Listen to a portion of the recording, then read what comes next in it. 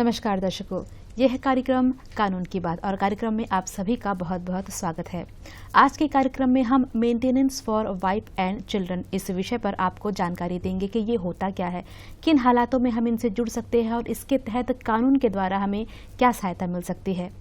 इस विषय पर अधिक जानकारी के साथ हमारे साथ है एडवोकेट पीके बाला जी। आपका हमारे इस कार्यक्रम में बहुत बहुत स्वागत है जी। आज हम आपसे मेंटेनेंस जो है एक पत्नी और बच्चों को दी जाती है इस विषय में जानना चाहेंगे। तो सबसे पहले आप जो मेंटेनेंस है इस होता क्या है, इस पर प्रकाश डालें। मेंटेनेंस ये होता है जो अमाउंट फिक्स होता है, जो कोर्ट से या कहीं से भी जो आपको अमाउंट दिया जाता है वाइफ या चिल्ड्रन को जो मेंटेन नहीं कर पाए, अपने जो कैपेबल नहीं है अपना देखभाल के लिए, फूड्स के लिए, रहन सहन के लिए, खर्चा जो पढ़ाई के लिए, जो खर्चे का जो अमाउंट होता है उसको मेंटेनेंस बोला जाता है। जैसे कि हस्बैंड अगर उनको छोड़ दिया है तो देखभाल नहीं कर रहा है ठीक से, या पेमेंट उसको खर्चे के लिए कुछ पेमेंट नहीं कर रहा है, तो वो जब कोर्ट जब ऑर्डर होता है, जो अमाउंट फिक्स होता है वो अमाउंट को मेंटेनेंस कहा जाता है जी।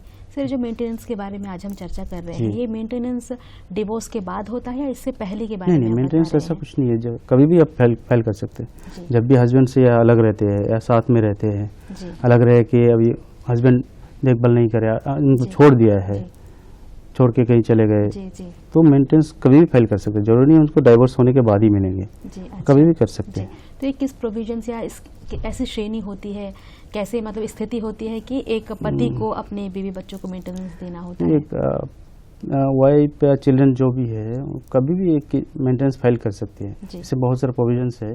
जैसे कि कोई केस हस्बैंड छोड़ दिया है वाइफ को और वाइफ ने केस फाइल किया है कंजुगल राइट्स के लिए। कंजुगल राइट्स मीन्स जो साथ में रहने के लिए केस फाइल करता है जी। तब भी court under section 24 of Hindu marriage act के तहत मेंटेनेंस क्लेम कर सकती है। वो केस चलते जब भी केस चलता है उसके बीच में वो एक पिटिशन फाइल कर सकती है under section 24 of Hindu marriage act के तहत कि उसको जो खर्चे के लिए जो पैसा चाहिए वो क्लेम कर सकती है जी। और जब मान लीजिए कंजुगल राइट चल रहा है या उनको ऑर्डर हो गया है तब भी 25 under section 25 of Hindu marriage act के तहत क्लेम कर सकती है जी। इसमें बहुत सारे प्रोविजंस है। जैसे 23 ऑफ डोमेस्टिक वायलेंस एक्ट, कोई केस डोमेस्टिक वायलेंस चल रहा है, कोई हस्बैंड उसको टॉर्चर कर रहा है जी। वाइफ को, तो वाइफ जब केस कोर्ट में केस चल रहा है, चलते चलते वो एक पिटिशन फाइल कर सकती है कि अंडर सेक्शन 23 में मेंटेनेंस क्लेम कर सकती है उसके खर्चे के लिए, जो भी है पैसा चाहिए उनको खर्चे के लिए, रहन सहन के लिए, तो क्लेम कर सकती है। केस एक चीज़ पे और एक चीज़ मैं बोलना चाहूँ, इसमें मेन चीज़ होता है जो केस फाइल होता है कोर्ट में हमारे मेंटेनेंस के लिए डायरेक्टली अंडर सेक्शन 125 CRPC में होता है। उस पर कोई भी क्लेम कर सकते हैं, जैसे वाइफ है, चिल्ड्रंस है, ओल्ड एज पेरेंट्स है, तो हस्बैंड के ऊपर या बेटा के ऊपर मेंटेनेंस क्लेम कर सकते हैं। अच्छा, मतलब वाइफ, बच्चे, माता पिता ये सभी मेंटेनेंस क्लेम कर सकते हैं। और जो अगर केस चल भी रहा है पति पत्नी के बीच, उस दौरान भी पति को मेंटेनेंस क्लेम मिल सकता है जी। तो कौन है डिफरेंट केसेस होता है, जैसे डोमेस्टिक वायलेंस है, कंजुगल राइट्स है जी, जुडिशियल सेपरेशन है। हाँ जी। ये सब केस में जब चल रहा है कोई कोर्ट में, जब केस पेंडिंग रहता है तभी क्लेम कर सकते हैं जी। और अगर सेपरेट जैसे केस फाइल करते हैं मेंटेनेंस में डायरेक्टली फाइल करते हैं, उसके लिए आपको 125 CRPC में जाना पड़ता है। अच्छा जी। तो और ऐसे कौन से व्यक्ति हैं जो इसे क्लेम नहीं कर सकते हैं? जैसे कि वाइफ अगर अडल्ट्री में रहते हैं, मतलब अडल्ट्री में किसी और के साथ जी संबंध है उनके जी, तो वो क्लेम नहीं कर सकती है। क्लेम मीन्स कर सकती है पर उनको प्रूव करना पड़ता है कि ये अडल्ट्री में रह रही है, तो उनको नहीं मिलेगा।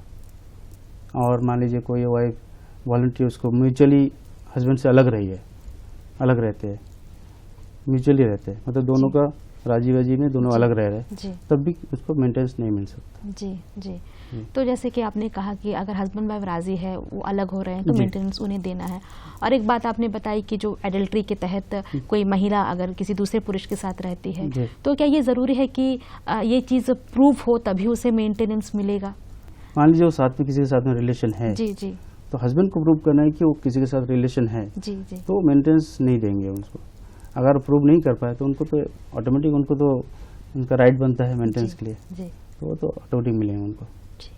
तो बालाजी एक व्यक्ति है, जी। बेरोजगार है और उसके पत्नी के साथ किसी कारणवश दोनों सेपरेट हो रहे हैं, अलग हो रहे हैं, तो ऐसे में क्या वो व्यक्ति को अपनी पत्नी और बच्चों को मेंटेनेंस देना अनिवार्य होगा? यस, तो कानूनी है ऐसा, जी तो देना ही पड़ेगा कि वाइफ है, हस्बैंड है, तो उनको वाइफ हस्बैंड जो है, हस्बैंड वाइफ जब होते हैं, जब उनको अलग होते हैं, जब साथ में रहते हैं तभी तो मेंटेन करते हैं, साथ में रहने के भी देखभाल करना पड़ता है। जी जब ये लोग सेपरेट हो जाते हैं तो उनको अनिवार्य है कि उनको देना है, चाहे अमाउंट डिफरेंट होता है। जी अभी मान लीजिए उसमें वो कोई डेली रेट में काम कर रहा है तो ऐसे 10,000 20,000 पेमेंट नहीं कर पा रहा है, तो उसमें एक मिनिमम अमाउंट कुछ तो उनको देना पड़ेगा। जी जी, मैं यही पूछना चाह रही थी कि ये जो अमाउंट जो है ये कैसे फिक्स होता है? अगर अमाउंट डिपेंड्स करता है, जैसे मान लीजिए वाइफ हस्बैंड के साथ कैसे रह रही थी शादी के टाइम में, उसका स्टेटस क्या था, उसका फूड क्लॉथिंग के लिए कितना खर्चा हो सकता है, कोर्ट डिसाइड करते हैं इसके ऊपर। इसके लिए 2021 में एक सुप्रीम कोर्ट में एक जजमेंट दिया था, सब कुछ जब भी मेंटेनेंस केस फाइल होता है, हस्बैंड या वाइफ दोनों की तरफ से एफिडेविट ऑफ एसेट देना पड़ता है, ताकि उसमें पता चल जाता है कि इसका हस्बैंड का कितना कमाई है, क्या क्या एसेट्स है उनका, वाइफ का क्या है। तो दोनों का जो इस पर डिसाइड होता है कि वाइफ कोर्ट डिसाइड करते हैं कि कितना अमाउंट इनको देना चाहिए। जी हमें कहीं कहीं होता है कि आज हस्बैंड से ज़्यादा वाइफ पढ़ा लिखा होता है, तो उस समय थोड़ा सा डिसाइड करना प्रॉब्लम हो जाता है, क्योंकि अगर पढ़ा लिखा ज़्यादा है या तो उनको काम कर सकती है वो, पर वो अनएम्प्लॉयड है, मेंटेनेंस तो देना पड़ता है, पर उसका कोर्ट डिसाइड करता है तब उसको कितना देना है, कैसे देना है, कोर्ट के ऊपर डिपेंड करता है। जी जी, तो ये मेंटेनेंस जो लॉ है इसके तहत एक पत्नी भी क्या मेंटेनेंस देने के लिए उन्हें बाध्य किया जा सकता है? किन हालातों में उन्हें मेंटेनेंस देना पड़ सकता है? उनका डिपेंड करता है, उनका सिचुएशन, उनका इनकम सोर्स है या नहीं है, वो डिपेंड करता है उसके ऊपर। जी जी, कितना देना चाहिए, कैसे देना चाहिए, उनको कितना क्लेम मिलेगा, कितना मिल सकता है। मान लीजिए कोई जॉब कर रहा है कोई हस्बैंड, वाइफ कुछ नहीं कर रही है, तो उसका डिपेंड करता है उसका कितना % अमाउंट उनको हस्बैंड वाइफ को देंगे, या बच्चे को कितना जाना चाहिए, या पेरेंट्स की जगह पेरेंट्स भी क्लेम कर सकते हैं। मान लीजिए ओल्डर पेरेंट्स है, कुछ काम नहीं करेगा, उनको इनकम सोर्स नहीं है, वो कैपेबल नहीं है काम करने के लिए, तभी वो अपने बेटे के ऊपर क्लेम कर सकती है। जी, तो बालाजी ऐसे हमारे द्वीपों में और हर जगह में देखा जाए तो बहुत लोग हैं ऐसी स्थिति में होते हैं पर आगे नहीं आते हैं। कोई आगे बढ़कर ऐसा लगता है कि कोर्ट कचहरी के चक्कर हम क्यों काटें, पैसे खर्च होते हैं, समय जाता है, ऐसा बहुत अलग अलग तरह की सोच लोगों की है। तो ऐसे में जो एक महिला है जो अपने पति से अलग हो चुकी है, अलग हो रही है, अगर वो कानून की मदद लेने आए तो कानून उसे किस तरह की मदद देता है? मान लीजिए उनके पास कैपेसिटी नहीं है वो फीस देने के लिए, कोई एडवोकेट पकड़ने के लिए, तो हमारे यहाँ कोर्ट के अपोजिट में एक प्रायस बिल्डिंग है जी, वहाँ पर जा सकती है, उनको फ्री लीगल एड से उनको एडवोकेट दिया जाता है। यार कोई फ्री एडवाइस लेना चाहते हैं तो मेरे पास भी आ सकते हैं, तो मैं फ्री में ऐसे करके दे सकता हूँ, ऐसा कुछ इशू नहीं है। आप कभी भी कुछ भी प्रॉब्लम लेके आ सकते हैं। देखिए कभी कभी क्या होता है कि उनके पास पैसा होता नहीं, मेंटेनेंस खुद के लिए नहीं होता, तभी तो मेंटेनेंस क्लेम करती है। तो उस समय कोई एडवोकेट्स लोग होते हैं जो जब मेंटेनेंस उसको मिलना शुरू होता है तो उसमें से कुछ फीस उसको क्लेम करते हैं। अदरवाइज फ्री में बहुत सारे लोग हैं, बहुत सारे एडवोकेट्स हैं हमारे बीच में जो फ्री में उनको एडवाइस या लीगल एड देते हैं। जी, डीएलएससी है, ये कैसे मदद करता है, इसके कार्य कैसे होते हैं? डीएलएससी हमारे एक एडवोकेट्स के ग्रुप होते हैं, जो आप वहाँ जाना पड़ेगा आपको, जो प्रायस बिल्डिंग जो मैंने बताया, वहाँ पर जाने के बाद आपको एक एप्लीकेशन देना पड़ता है कि हमको एक केस के लिए लीगल एड से एक एडवोकेट चाहिए। तब वहाँ से कोर्ट एक ऑर्डर करता है, डीएलएससी जो एडवोकेट लिस्ट होता है उनमें से किसी एक नाम का सजेस्ट करते हैं कि एक केस को उनको रेफर किया जाता है। अच्छा जी, इस तरह से मतलब हम मदद ले सकते हैं। और वो फ्री होता है। अच्छा। उसके लिए आपको कुछ पेमेंट नहीं करना पड़ता है जी, वो फ्री में आपको मिलते हैं। जो उसका जो भी पेमेंट है गवर्नमेंट पेमेंट करते हैं। अच्छा, या कोर्ट के थ्रू पेमेंट होता है। जी, ये बहुत अच्छी बात होगी अगर हमारे दर्शक जानेंगे कि जो कानून जो है इस तरह से एक महिला अगर आती है तो एक फ्रीली उनको मदद किया जाता है, उन्हें क्या एक वकील उन्हें जो दिया जाता है कि उनका केस लड़े। जी, तो बालाजी एक महिला पढ़ी लिखी है पर वो बेरोजगार है, तो उन्हें मेंटेनेंस मिलेगा?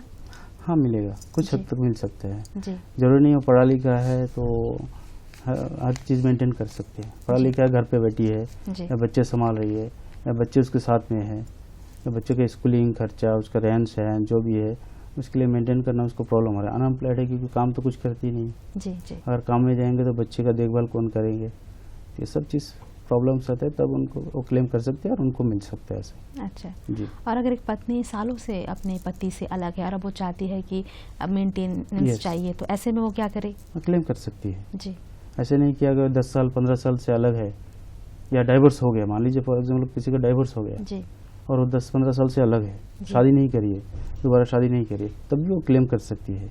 अच्छा जी मान लीजिए जब वो अलग हुआ था तब उनका इनकम सोर्स था, अब 10-15 साल के बाद उसका इनकम सोर्स नहीं है, वो नहीं काम नहीं कर सकती, तभी वो हस्बैंड के ऊपर क्लेम कर सकती है। जी जी। तो आपने जैसे बताया कि मेंटेनेंस जो है अगर अलग हो रहे हैं, केस चल रहा है या बीवी अलग रह रही है, तो पति को मेंटेनेंस देना होता देना। है और डिवोर्स के बाद भी देना होता है। जी। तो इसमें कुछ अंतर है क्या हाँ। अमाउंट में? नहीं ऐसा नहीं, डिवोर्स के बाद भी जो होगा डिवोर्स से पहले सेम चीज़ होगा, इसमें कोई जी। डिफरेंस नहीं होगा। जी कोई कोई सोच ऐसे रखते हैं कि डिवोर्स होने के बाद शायद मेंटेनेंस नहीं मिलेंगे, जी हस्बैंड देगा नहीं, ऐसा कुछ नहीं। मेंटेनेंस का अलग प्रोविजन है, डाइवोर्स का अलग प्रोविजन है।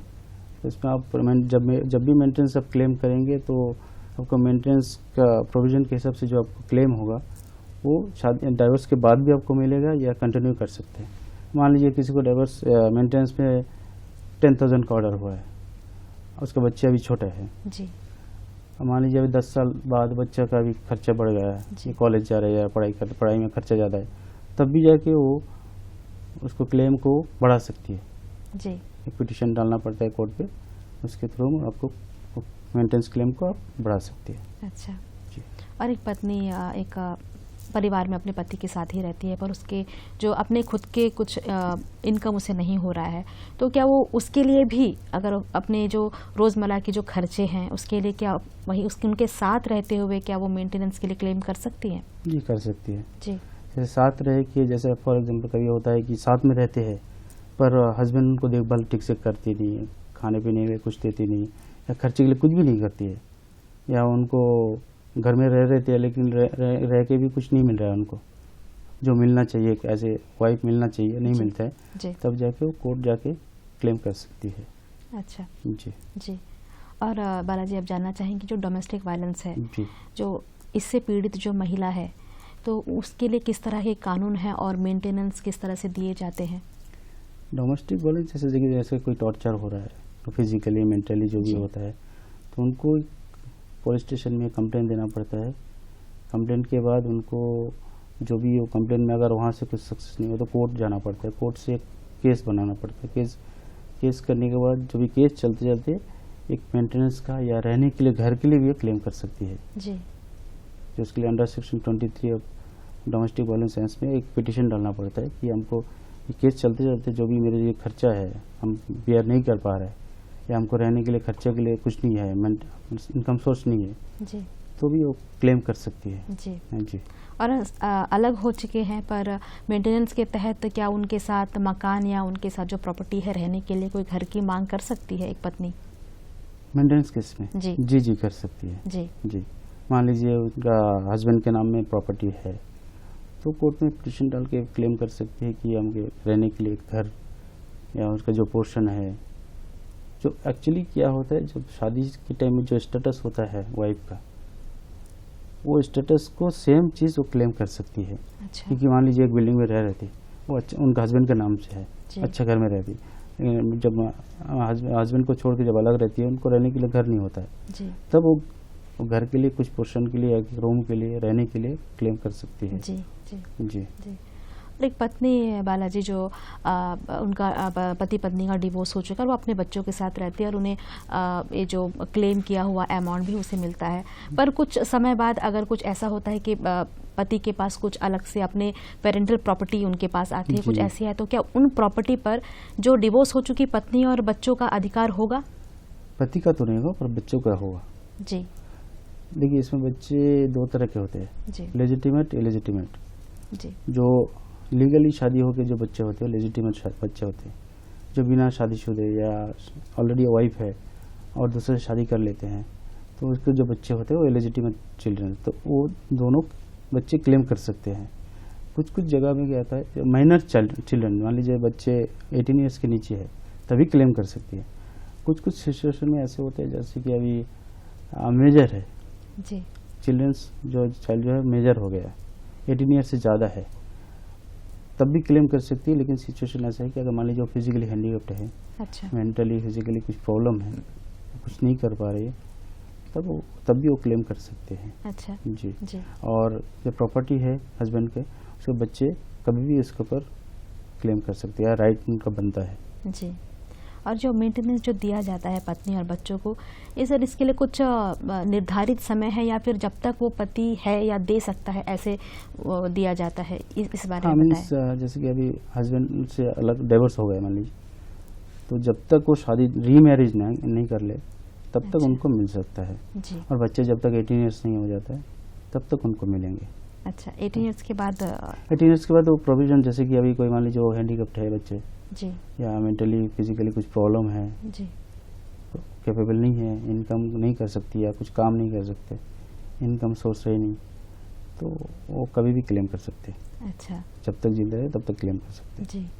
और लेकिन बच्चे जो अगर 18 ईयर्स हो जाता है, कैपेबल है, सब कुछ ठीक है, तो 18 ईयर्स के बाद उनको नहीं मिलेंगे। जी, जी। तो बालाजी, आगे जाकर अगर घर में कोई लड़की जो बेटी है, जी। आगे जाकर उसके शादी ब्याह होते हैं, उस समय में अगर जो मेंटेनेंस की जो राशि दी जाती है वो इतनी तो नहीं होगी कि एक घर पे एक हाँ, शादी जी। कराया जाए, या फिर जिस तरह के भी खर्चे होते हैं वो खर्चे उससे पूरा किया जाए। तो ऐसे में क्या अलग से मेंटेनेंस के तहत कुछ और धनराशि क्लेम कर सकते हैं? हाँ, वाइफ क्लेम कर सकती है। मान लीजिए कभी कभी होता है डाइवर्स के टाइम में एक एलिमनी क्लेम करते हैं कि जी। इतना अमाउंट देने से हम डाइवर्स कर देंगे, डाइवर्स दे देंगे। जी, तब एक फिक्स अमाउंट होता है, या कोई बच्चे का कोई कभी कभी मेंटेनेंस क्या होता है, कोई मंथली भी देते हैं, कोई ऑन टाइम भी सेटलमेंट करते हैं। ऑन टाइम अच्छा। सेटलमेंट कर देते कि मंथली और नहीं देंगे। मान लीजिए फॉर एग्जाम्पल 10 लाख का एक फिक्स कर देते हैं बच्चे के नाम में, अच्छा, तो उनका फ्यूचर के लिए सब काम आते हैं। जी, और ये बच्चे जैसे बड़े होते हैं उनको जैसा मेंटेनेंस का ऑर्डर होता है उसको चेंज कर सकते हैं। उसके लिए बढ़ाने के लिए कभी पिटिशन डाल सकते हैं आप। कोई होते हैं जैसे डरते हैं कि आगे अभी ये 6,000 का ऑर्डर हुआ है तो यही चीज़ मिलेगा लाइफ लॉन्ग, ऐसा कुछ नहीं है। अभी बच्चे जैसे बड़े होंगे उसका खर्चा बढ़ेगा, घर का खर्चा बढ़ेगा, तो उसको बढ़ाने के लिए पिटिशन डाल सकते हैं। जी, जी। जी। तो जब भी हमें ऐसे बढ़ाना है, ज़रूरत है, तो हमें दोबारा से कानून की सलाह लेनी सलाह है। लेना पड़ेगा। जी।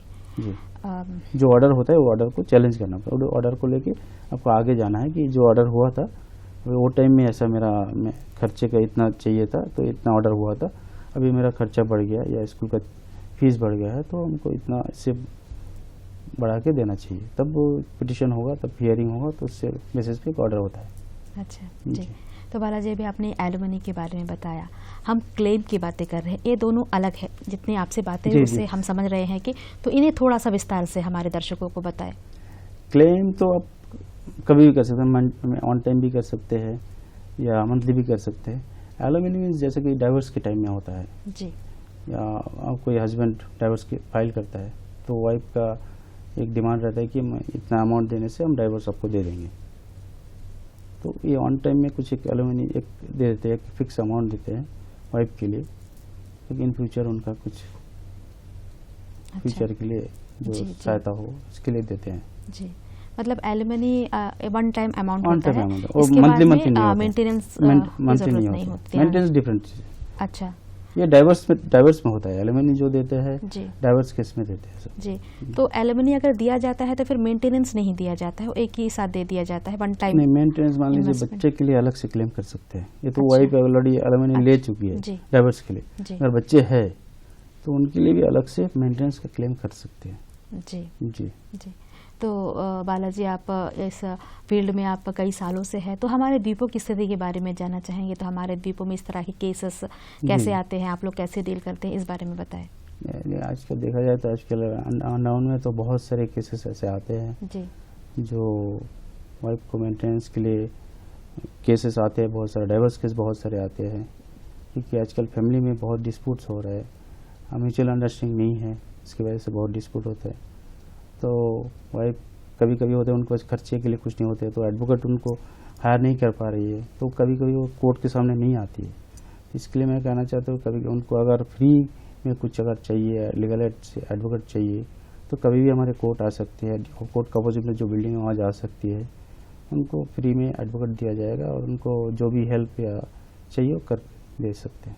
जी जी जी। तो बालाजी, हमारे द्वीपों में ऐसे कई महिलाएं हैं जो ऐसी स्थिति में होंगी, जो सेपरेशन उनका हो रहा होगा या हो चुका होगा, या कुछ होंगे कि जो झेल रहे होंगे, सारी तकलीफें झेल रहे होंगे इसी वजह से कि शायद आगे जाकर हमारे कौन सहारा बनेगा। ये एक महिलाएं, उनकी जो सोच ऐसी होती है, तो आप ऐसी महिलाओं को क्या कहना चाहेंगे? मैं देखिए ये कहना चाहता हूँ, उनको अगर ऐसा कुछ फ्री में कुछ चाहिए या उनको तकलीफ है, तो मेरा जितना हो सके मेरे पास अगर आएंगे तो हम उनको हेल्प करेंगे। जी जी। यानी कानून जो है महिलाओं को किस तरह की सुविधाएं दे रहा है इन दिनों? कानून देखिए, कानून तो महिला के लिए बना है जी। कानून जो भी सुविधा है उनको दे रहा है। आपको अगर फ्री में चाहिए एडवोकेट, वो भी मिलते हैं। उनको जो भी क्लेम करना है डाइवर्स के लिए चाहिए, उनको बाकी केस डोमेस्टिक वायलेंस में चाहिए, उनको जुडिशियल सेपरेशन चाहिए या कंजुगल राइट्स के लिए चाहिए, जो भी चाहिए उनके लिए उनको एडवोकेट दिया जाता है। जी। जो भी उनको क्लेम होता है, मेंटेनेंस का खर्चे के लिए जो भी है, तो कानूनी सहायता सब कुछ हर तरह से दिया जाता है। जी।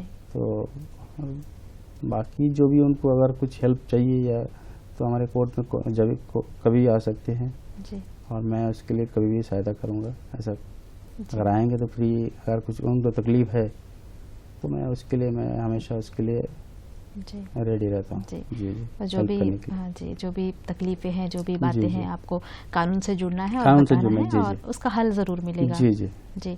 और बालाजी, जो महिलाएं हैं जो ये सोचती हैं, कई लोग भी ऐसे ही सोचते हैं कि जैसे कि मैंने कुछ देर पहले कहा कि कोर्ट कचहरी के चक्कर कौन काटेगा, समय लगता है, तो ऐसे लोगों को आप क्या कहना चाहेंगे? क्योंकि ये जो अब जिस बारे में हम बात कर रहे हैं, डिवोर्स के बाद जो एलिमनी है या फिर मेंटेनेंस है, इन समय सब में कितना समय लगता है? क्योंकि समय के बारे में ही लोग सोचते हैं। देखिए, मेंटेनेंस में कुछ ज़्यादा समय नहीं लगता। अगर ठीक से अगर कोर्ट में केस करेंगे तो इमीडिएट विदिन 2-3 मंथ या 6 मंथ के अंदर उनको ऑर्डर हो सकता है। जी।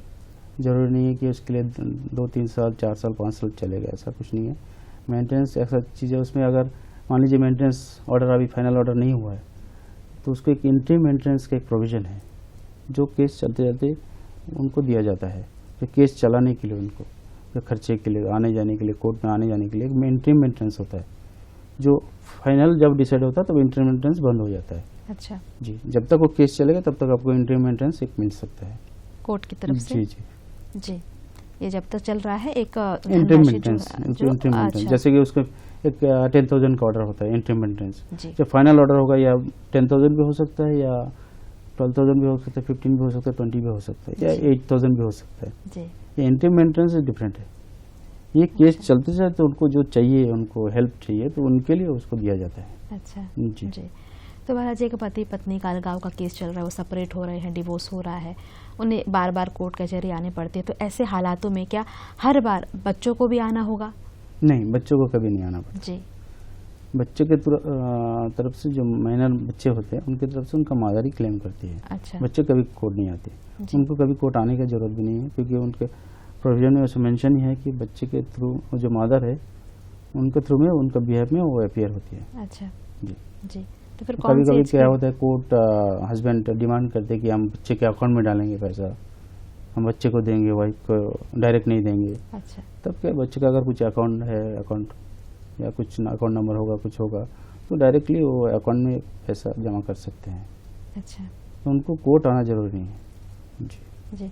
तो फिर अगर ऐसी कोई ज़रूरत पड़ गई तो कौन सी एज के बच्चे हैं जिन्हें फिर अनिवार्य रूप से उनका बयान लेना है, उनका जो व्यूज़ जानने के लिए कोर्ट बुलाया जाता है?